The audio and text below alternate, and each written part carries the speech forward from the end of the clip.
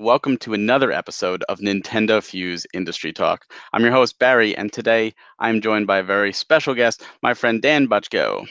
Hello, everybody. Now, for those of you that have been following NintendoFuse for several years now, you'll probably recognize Dan. But for those that don't, or they're just finding us for the first time, Dan is the CEO and founder of Playcrafting. So, Dan, why don't you first introduce yourself just briefly and talk a little bit about Playcrafting and how that came about? Sure, sure, yeah. So Playcrafting got its start on the community level, just as a meetup group 10 years ago this year. And as of 5 years ago, our community was at 5,000 game developers strong in the New York area. And so I came in, built a full company and organization around that community. And now we are at over 30,000 strong across the US.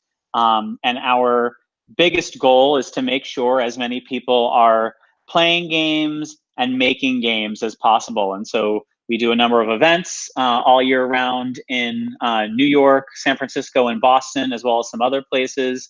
We offer education, so teaching players who want to become game creators how to do that and how to get started.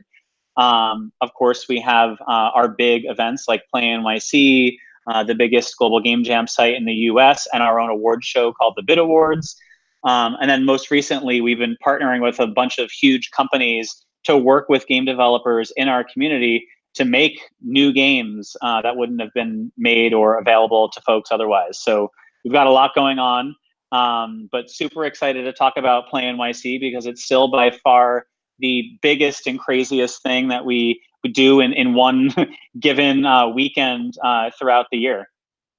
Yeah, Play NYC is fantastic. And for those of you that don't know what Play NYC is, it is a truly spectacular video game show held right here in Manhattan. Um, this is the third year. So you had 2017 was the first year. That was held at Terminal 5, which was a Right. nightclub. It was kind of cramped. It was definitely a first showing, but it was fantastic and a lot of fun. Last year, you went to the Hammerstein Ballroom, which was an opera house. I mean, you had stadium seating, you had 4 floors, like it was crazy. Um, Yeah. and when we talked last year, you actually said like, "Oh, you booked it for the next couple years, like 2019 and 2020." I was expecting to go back to Hammerstein Ballroom, and Yeah. my Yeah. surprise when I saw this time you're in the Metropolitan Pavilion. What's going on with that? Yeah. We threw a curveball there, didn't we? Yeah, I was um, shocked. Yeah, yeah, no, we were super excited and super happy with the show last year, but ultimately decided that we wanted in 2019 to really go toward a space that is completely accessible all on one floor. And so that's why we made that shift to the Metropolitan Pavilion. Something I really like about the pavilion itself is that while it is one massive floor, it's not your like typical convention center, quote unquote, that just feels like an aircraft carrier hangar. You know what I mean? And it is one giant floor. It's 25,000 square feet. It literally goes from 18th Street to 19th Street, right in Chelsea and Manhattan. But there are these like baked in cutting edge new lighting rigs in there so you can play with colored lights all throughout the space. There's these cool old style like small pillars that are all throughout. And it's all on ground level. So you literally walk in right from the street and you're bam right there. And so it gives us the structure for just one massive floor with tons and tons of games on it, while still having that really unique and very New York vibe to it with the different like lighting fixtures and whatnot that are all throughout.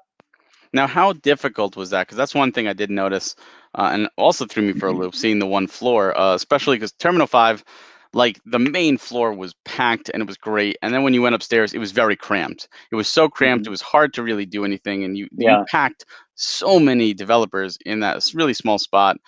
With the Hammerstein Ballroom, downstairs again was wide open. It was nice. It was a lot of space.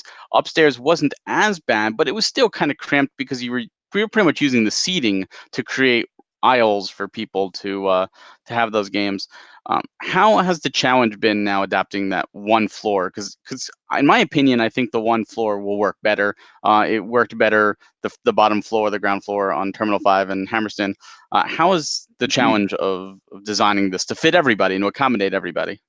Yeah. So the challenge winds up being lower in terms of like how to fit folks in, because you're not restricted based on like the different requirements around each floor. The spaces being a little bit cramped and smaller, because they are in those other venues. Like it's seating and balcony set up for viewing shows, so that's why you get sort of that cramped feeling. And I think that with the relief of that challenge this year with one big floor, we're allowed to really design an experience. And so we're able to be a lot more thoughtful about where we're placing things and why, and thinking about the path that people can take, or the multiple paths that people can take walking through the show floor. So we're kind of given this blank canvas that we're allowed to make our own sort of structure in, rather than having to sort of use the design constraint of a multi-tiered, varying sizes floor setup. Yeah, honestly, I think that's for the better. There Yeah. are definitely pros and cons to both previous venues, but I do know that was one of the things that a lot of people probably complained about to you was just the crampedness.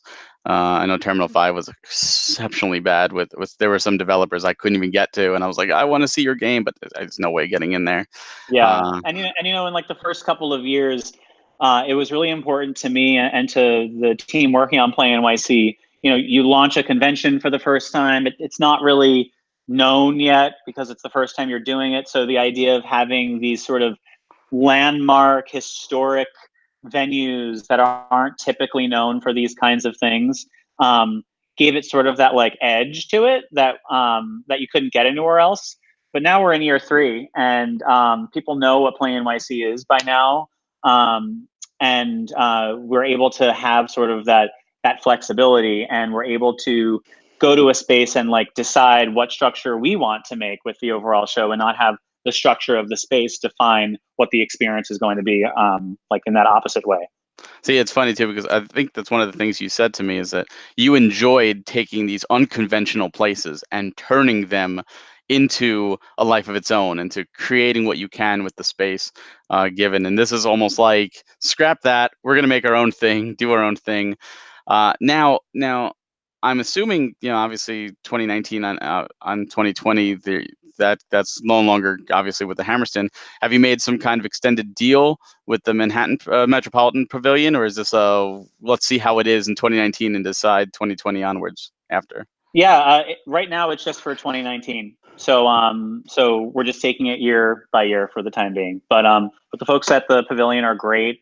I think we're super happy with everything so far, and let's let's see where we land at the end of August. And I think ultimately our number one goal after 2019 is that we want to start announcing the event far earlier than we have the first 3 years. And so whether it's sticking with the same venue or relieving any of the other sort of like planning and logistical barriers that might prevent us from doing so.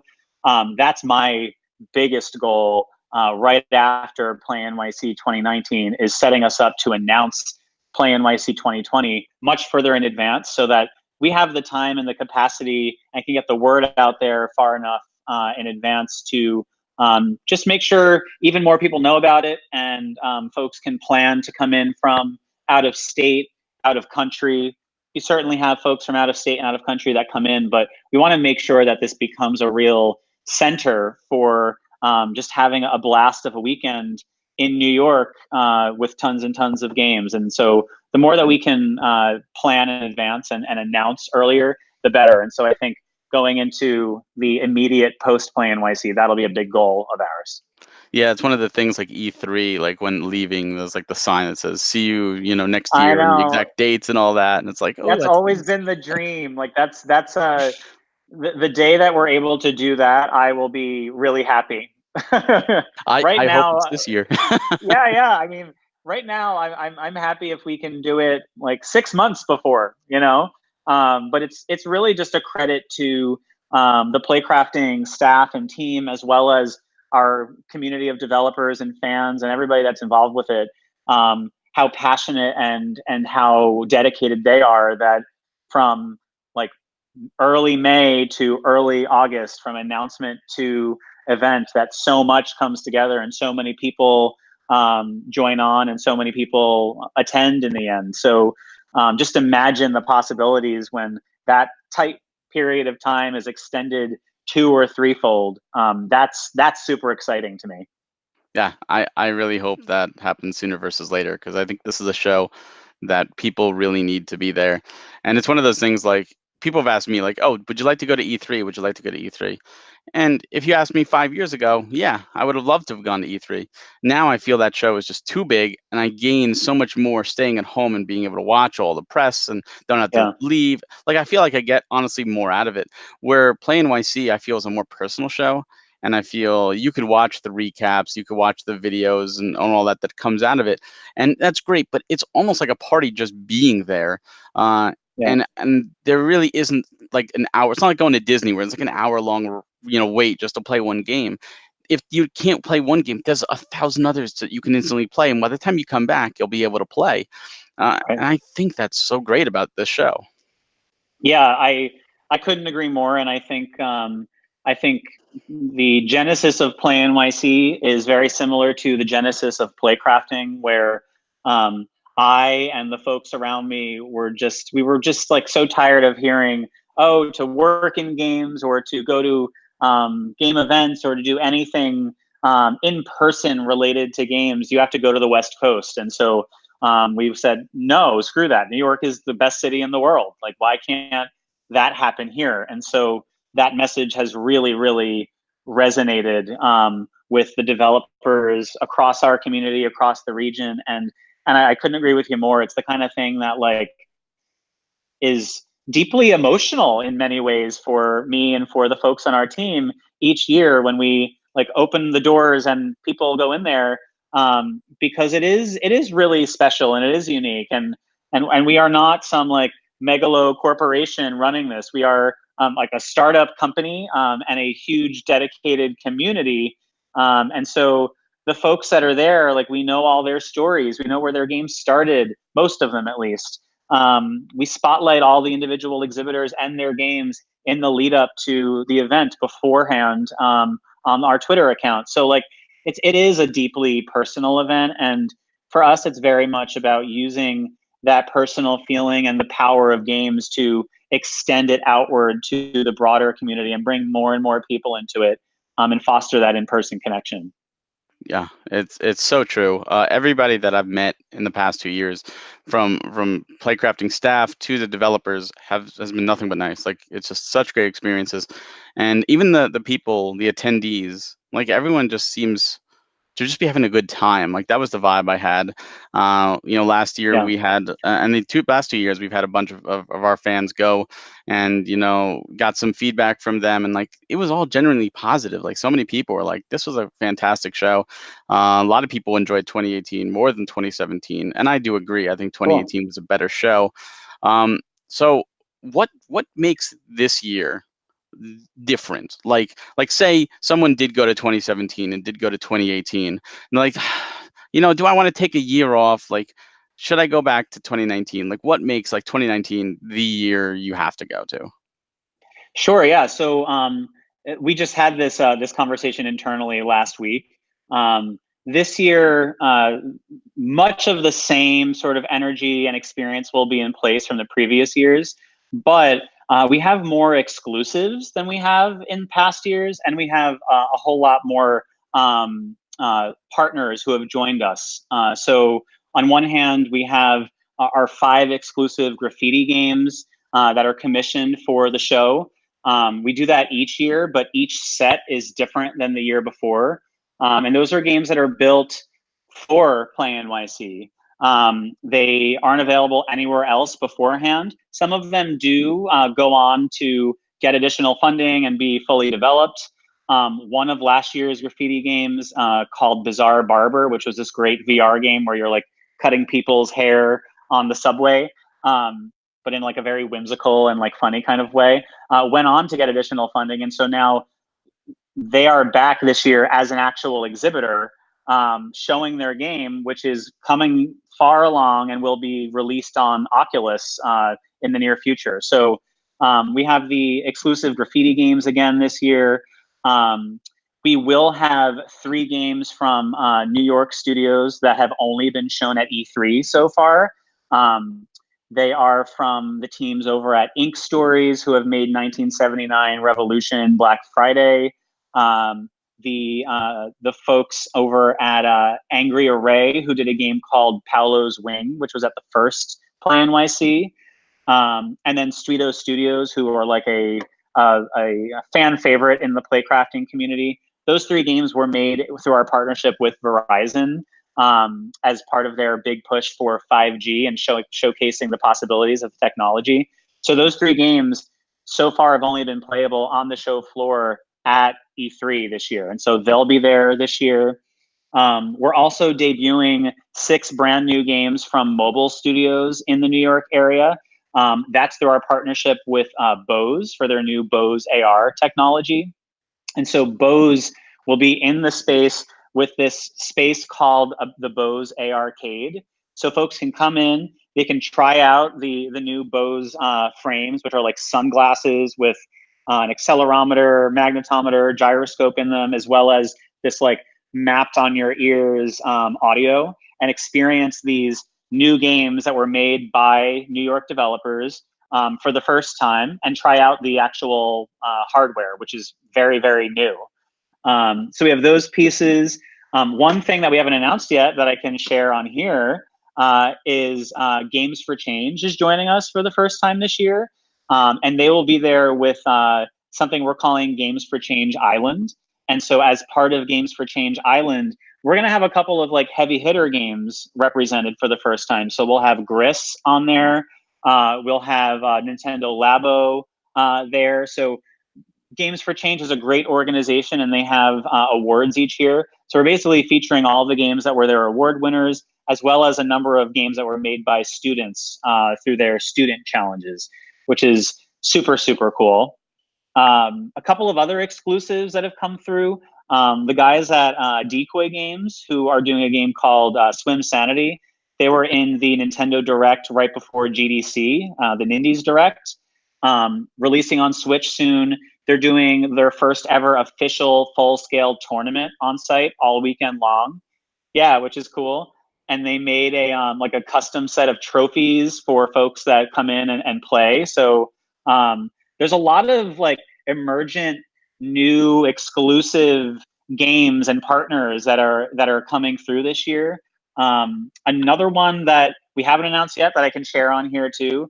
The folks at Epic Games are going to be represented on site with a booth, primarily focused on Unreal Engine. And so Unreal joins us each year for the Global Game Jam here in New York. And so what they're going to do, they're going to have a booth so folks can learn about how to make games using Unreal Engine and get started and see what that's all about. But we're also going to have the winning team from Global Game Jam, who made this game called Rats, Roaches, and Roombas, which is like a local multiplayer game.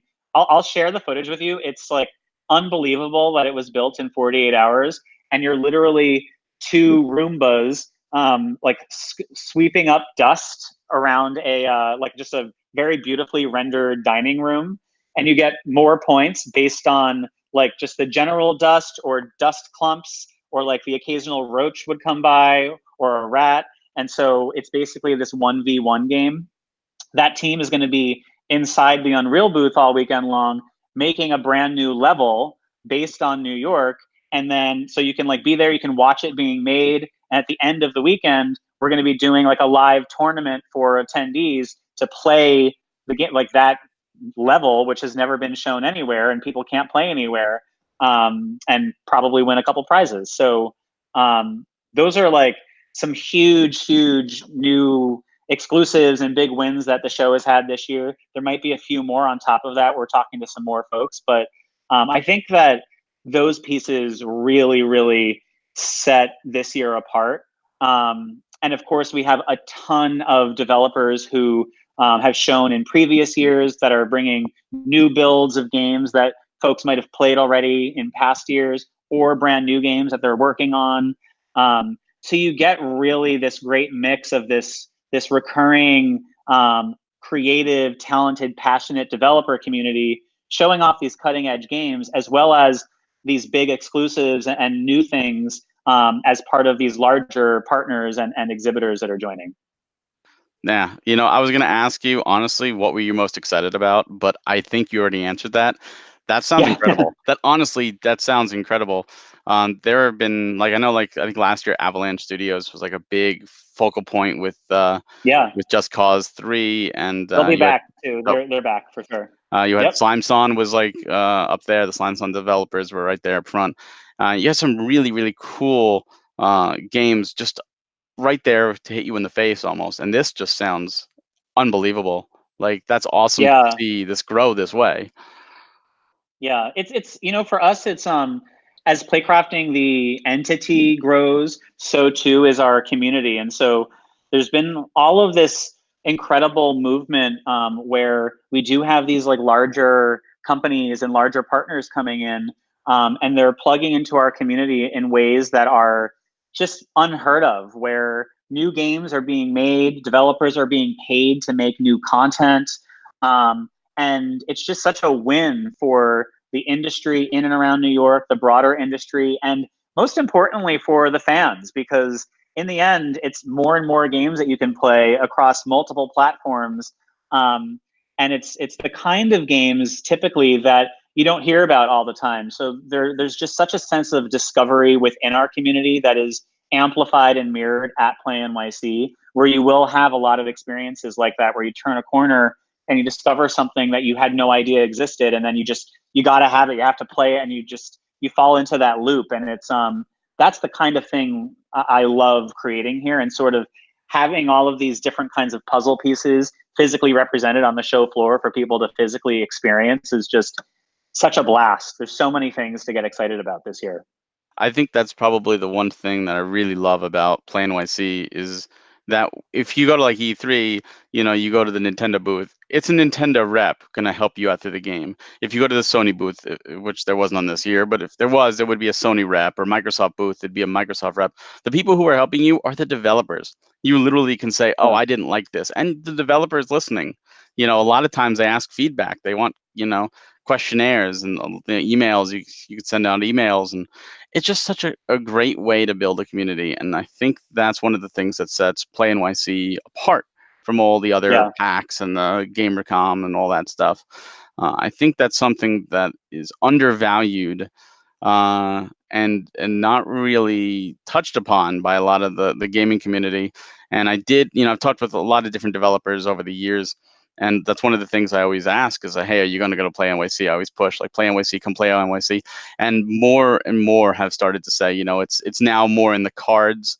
Obviously, Yeah. transportation is a thing, but they're looking into it more and more. Like I've noticed, like it went from like 2017 being like, "Huh, never heard of it," to this year being like, "Oh yeah, actually, I want to get in touch, or I want to start looking into that." Yeah. When we're ready to show it off, and I'm loving that because I want to see more games come to the New York area.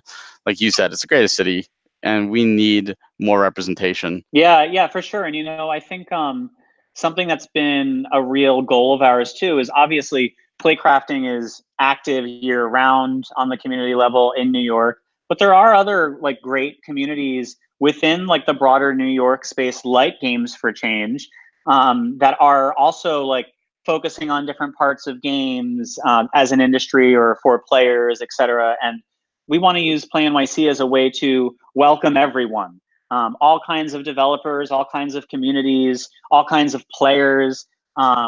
We want there to be this message that comes through that games are for everyone. And you're not like, it's not weird to be like a quote unquote gamer anymore. And there are people of all ages and races and backgrounds and genders that are playing games and loving games of all shapes and sizes. And so being able to have like a bunch of quirky, indie games made like locally, as well as these like larger studios and larger companies with like their new products next to each other, like to me, there's no better example of the diversity of what makes games so great than having all of that represented in one place. I I couldn't have said it better myself, to be honest. So quickly, just by the numbers, and this is according to your site. I just want to read these off here for people who don't realize how big the show was last year. You have 150 exhibitors last year. You had 200 plus games. You had over 5,000 people in attendance, and it was very crowded last year. And you said 260 million media impressions. Us included. That's a lot. What are you expecting this Yeah, yeah. year in comparison to those last year numbers? I honestly have no idea. The only thing I think is safe to assume is that we'll be at least at the same level as last year based on where we're at now. Um, but ask anyone in events, anyone that does events on like this scale. Um, there's so much uncertainty. So many tickets are bought in the final 3 days before the actual event occurs. Even now, like the exhibitor deadline is approaching, and we thought that we were sort of leveling off, and then there'll be one day where 12 new exhibitors join. So I'd say we can expect at least what we had last year, but likely in at least a couple of those areas higher than last year. Is the I've never been to the Metropolitan Pavilion, but is it accommodating for more than 5,000 attendees, or is it one of those where like occupancy is less than Yeah, Hammerstein? yeah. So the 5,000 attendees is across the whole weekend. So none of these three venues can fit 5,000 people at any given time. But they can fit 5,000 on a flow throughout the weekend. So yes, the space is definitely equipped for 5,000 max over the course of the 2 days. That's good. Yeah. So you did mention about the expo and the tickets and all that, about how people are still buying tickets. So we want people to buy tickets. So for those that are interested in Play NYC, it is happening Saturday and Sunday, August 10th and 11th. Tickets or the times are 10 a.m. to 6 p.m. both days.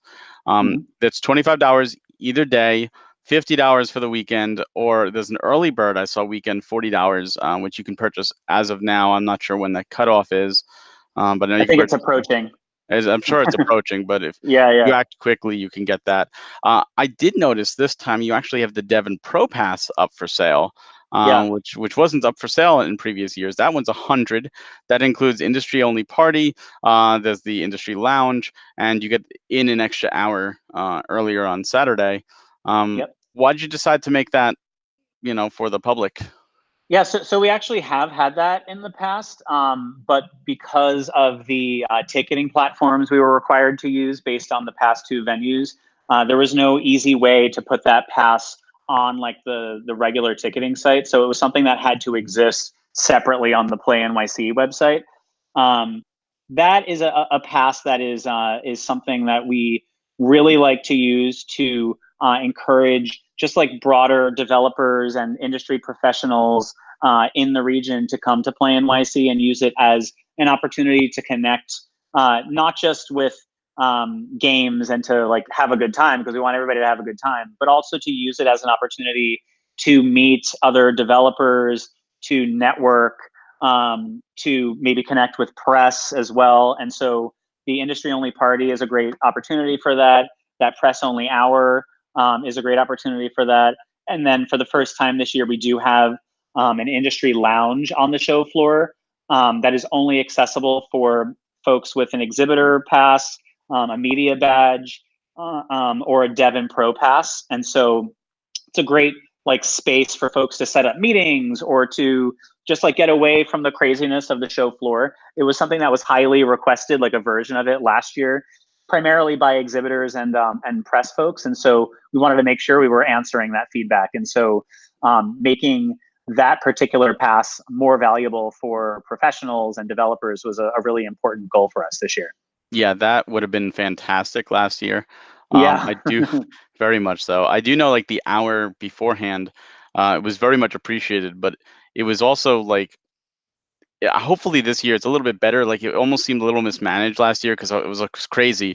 And like Yeah, we showed up, I think we showed up like 10 minutes before 9, and we didn't get in until like 9:40. So I had like 20 minutes yeah, to run around during that hour. I'm like, oh my God, I'm trying to do so many things and give everyone, yeah. attention. So that is so valuable, like that time beforehand. So I look forward to that. I think Hopefully we've ironed out the some of the kinks from last year too. So that's good. let me know after the fact if you hit some of the same snags this year, and I'll see what went wrong. But Yeah. I think we probably ironed it out for this year. Now, one thing that was missing last year that I did feel a little lost for were the panels. I Oh know yeah, you yeah, had the panels 2017, and I really missed them. They were really informative. I enjoyed yeah. those. Are those back? Are you gonna have panels back, or is this that was a one and done thing? No, no. I think in the first year we wanted to try a lot of different things all at one time, and the panels in the first year were definitely really insightful. We had some really high level industry folks giving talks and doing panels and whatnot, as well as a performance at one point in one of them. So, like content wise and value wise, it was all there. But logistics wise, it was really hard to pull it off that first year. We had to have it in a totally separate building that was like a few blocks away. There just wasn't a good place to like fit it in separately last year. So we made the decision to take some of that energy and just put it into the stream that we do. And so um, our Play NYC stream winds up being um, gameplay as well as conversations throughout the weekend. And this way, for folks that are there and want to like just be on the show floor, if you're not able to go to one of the panels or not able to meet those developers, then you can get that content after the fact because it is all streamed and recorded and posted. So we're doing that again this year. That'll be concentrated to the stage that we're setting up and the stream throughout the weekend. Um, but adding on more industry facing pieces is definitely a goal of ours for the future again. Now, where can if someone can't come to New York, and they do want to see maybe what Play NYC is a little bit about before maybe 2020 flying out or, Yeah. or driving out, where can people watch this stream? Sure, it's on our Playcrafting Twitch channel. So it's just twitch.tv/playcrafting. We'll be announcing and posting the schedule, I believe, in a week and a half on there. All the segments are like flying around still, and we're getting everything lined up. But you can watch it live on there. We also post all of our video content, streamed or otherwise, on YouTube. Our YouTube channel, like from my perspective, is vastly underutilized right now. There's so much great content on there. Recaps from previous Play NYCs, all of the streams from the previous Play NYC conventions, as well as a bunch of like developer spotlights that we've been putting together, showing off games. There's a lot of like gameplay walkthroughs of some of these exclusive games that have been made as a result of our partnerships as well. So if you go to our YouTube channel, you'll be able to get a sense of all of that. But during the show, if you can't be there in person, it's Playcrafting on twitch.tv. That is so valuable, and I urge everybody, if you can't make it to New York and you can't come to this show this year, to check that out because I haven't watched the stream, but I last year and the year before I watched the stage. I watched them, the actual recording of it, and the amount of content you guys. It felt very much like Nintendo's Treehouse live when they do E3 with the new developer Yeah. coming on, showing off. I don't know if that's the vibe you were going for, but that's the vibe I got, and I think it's an excellent setup, and it works That's really well. that's exactly the vibe that we go for, and the stage and the stream becomes this great combination of players and streamers and developers and thoughtful conversation as well as live gameplay and mini tournaments. And so, being able to sort of like use the stage and the stream as a real focal point and a merge of all of the things that make Play NYC and the community great is definitely a goal. And I think the Treehouse always nails that, and that's definitely a great like stream to aspire to. Now, is there anything like last minute thing that you want to say to somebody watching this that says, "Hey, maybe I'm interested," like like a little message or something to anybody out there Yeah, listening? yeah, I would say that Play NYC is for everyone. You never know what you're going to get when you go there. There's so much to explore. It's for folks of all ages, so it's a great thing to bring your family to and just hang out for a day or come back for both days. And what makes it so special is that playcrafting in our community is so much more than just Play NYC. So what you're witnessing when you go to Play NYC is very much the culmination of this giant community's worth of work from the previous year. And it's really sort of like the crown jewel of what makes all of our community, even nationwide, not just in New York, so special. And so it's a great way to come and be a part of it. It can also be an entry point. We offer events all year round in New York. We are in other cities. And so Play NYC is definitely the place to go for games in New York. And there's literally nothing like it. And it's because it's built by and for the community. And so I definitely urge you to come check it out. Watch the stream if you can't make it, and set aside around the same time in August 2020 for next year's, so you can be there in person if you can't make it this year. Yes, I agree. This is a show that should not be missed. And again, just a quick recap: Play NYC 2019 is happening Saturday, Sunday, August 10th and 11th. It's the Metropolitan Pavilion. That's 125 West 18th Street in Manhattan. For more information, you could of course stay tuned to NintendoFuse.com, but you could also go to play-nyc.com for a bunch of information on how to buy tickets. Again, it's $25 a day or $50 for the pass. But if you hurry, you can get it for $40. So think about that. Dan, it's always an honor. Every single year we've done this. I look forward to this talk every single year. I look forward to Play NYC every year. It's a very special show to me. Thank you so much for taking the time to sit down and discuss Play NYC 2019 with me. Likewise, thank you so much. I can't believe that we're talking about the third year already. Like, where do these years fly by? I know. I still remember the very first one we sat and talked with, like, what's this show? Let's talk about it. And boom, Yeah. you And know. it never happened before. So I was basically like, I think it's gonna be like this. We're trying to make it like this, and now it's an actual thing. So thank you, and to all of your viewers and your listeners for being along with us on this journey now that we're in the third year. Yeah, it's been an honor to be with you right from the beginning. And we at NintendoFuse support Playcrafting and Play NYC wholeheartedly. You guys are fantastic to us, and we hope we're fantastic to you in return. Awesome. We appreciate it. Well, thank you guys for watching. Again, play-nyc.com, August 10th and 11th. If you can make it, please go. Play NYC is not a show to be missed. For all your other news of Nintendo and more industry talks like this, including the past 2 years where you can go back and watch Dan a year or two ago, go to NintendoFuse.com. Check out our YouTube, subscribe. We love you guys, and thank you so much for watching, and we'll see you next time.